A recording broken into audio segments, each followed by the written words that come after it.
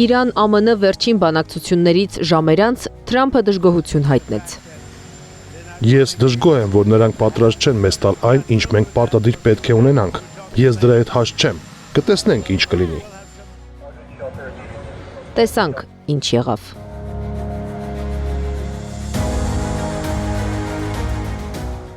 Փետրվարի վերջին օրը Իրանում նոր պատերազմի սկիզբ դարձավ։ Իրանի դեմ գործողությունը կտևի այնքան ժամանակ, որքան անհրաժեշտ է։ Ինչու հարվածեց Միացյալ Նահանգները, եթե Իրանը նստել էր բանակցությունների սեղանի շուրջ։ Սա բանակցություններ չէր, սա